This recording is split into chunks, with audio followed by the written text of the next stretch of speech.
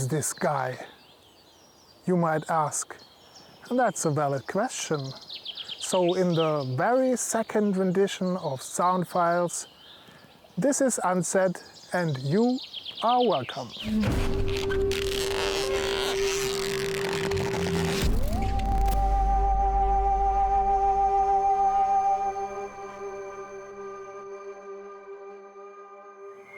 So, what is interesting about me?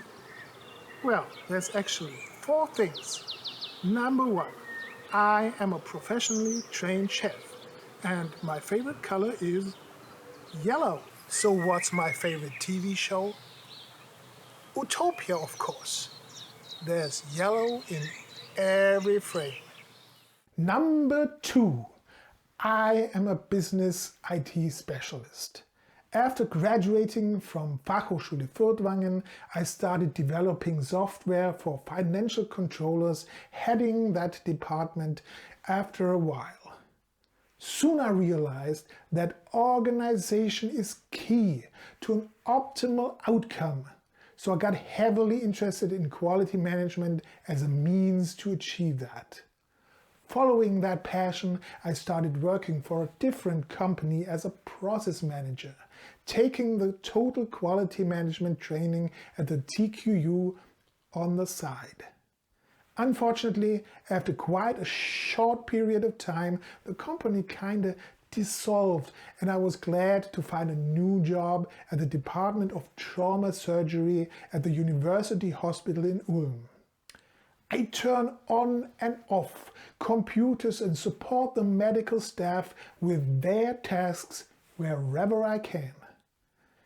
Add concept creation, some development, data privacy, security, and of course, quite some management and situative interventions on the side. Number 3. After finishing my studies, I kind of realized that the IT business was something like an escape for me. Life isn't that simple. It's not just zeros and ones. It's everything in between. Beyond deterministic. I was on a quest. Everything started with dancing. I once found a certified ad in the local paper promoting a weekend workshop with African dancing, taught by Fanta Kaba. The name for me was beyond possible. You cannot have 2 drinks in one name. This must be a ripoff. It wasn't.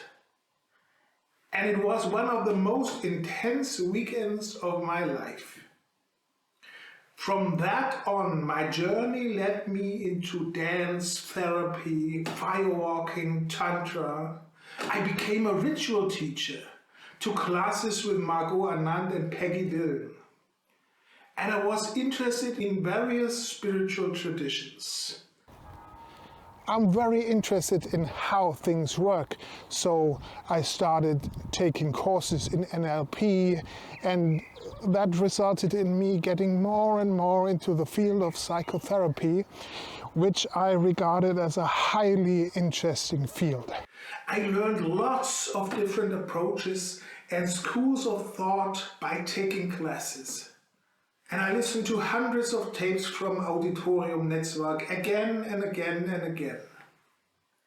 NLP, behavior therapy, logotherapy, EMDR, provocative therapy. 2 fields crystallized. One was the hypnosystemic approach developed by Gunther Schmidt. He extended Milton Erickson with systemic ideas. The hypnosystemic view provides a very fundamental way to look at things and to guide them into a promising direction. It is very appreciative of everything along the way. The second school of thought is somatic experiencing by Peter Levine, which is centered around trauma. I think these 2 methodologies combined, hypnosystemic somatic experiencing, so to speak, can be extremely helpful for lots of people. In the end, I took the exam, Heilpraktiker für Psychotherapie, and found it a practice. After 5 years without a single client, I can truly and fundamentally say this failed. Number 4. Within the realms of sound, I'm first and foremost a music lover.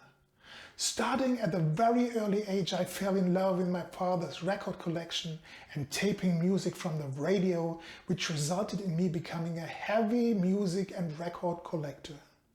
I'm not interested in any specific genre, but an eclectic searcher for outstanding music from any era and style.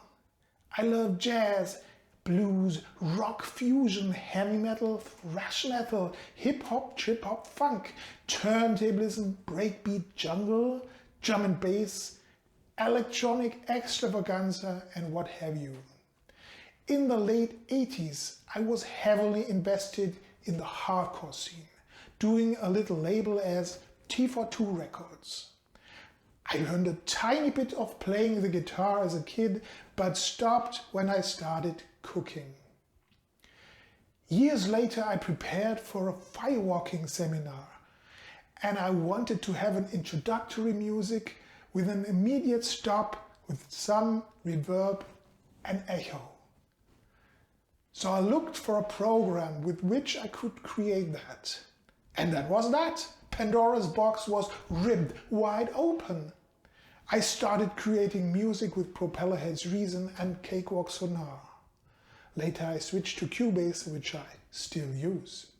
Unfortunately, my early results were not that compelling to me, so I started a search to improve my skills on any level possible. I took drum lessons, piano lessons, and attended any class on production, music theory, and whatever I could find to get better.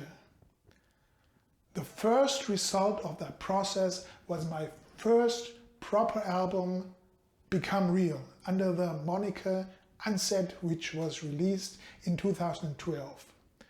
I did everything on that album on my own, aside from mastering the artwork and of course pressing it.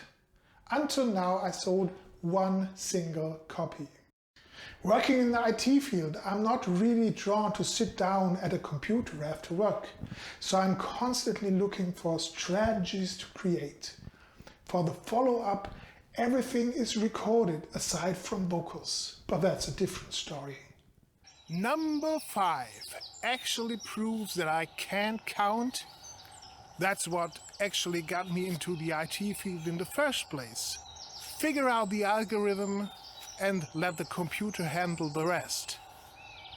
So, here's number 6. In 2015, I was asked to do a project and analyze if it was possible to create videos ourselves.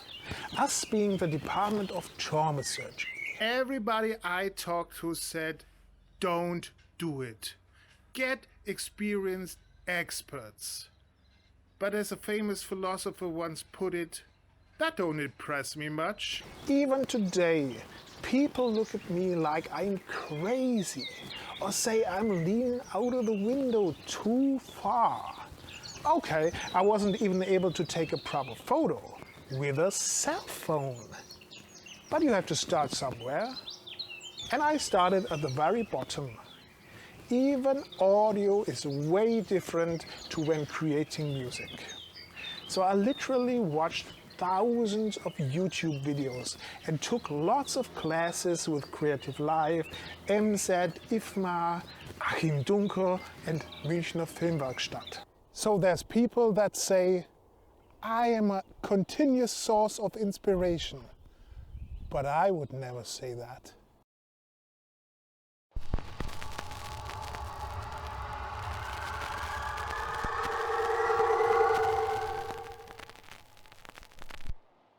I was incredibly lucky to experience False Prophets live multiple times. Before the concert, the singer came up to the stage with a huge box full of stuff, which he littered all over. during the concert he used that as requisites, making it more of a performance than just a concert. It was very immersive. The second album, Implosion, was released by Jello Biafra's Alternative Tentacles in 1989. And it proved again that the music alone was already very immersive in its own right. Very intense. Almost like mini punk rock operas. There's also a little booklet with all the lyrics. Only hits on this one, and it makes you want to listen again and again and again.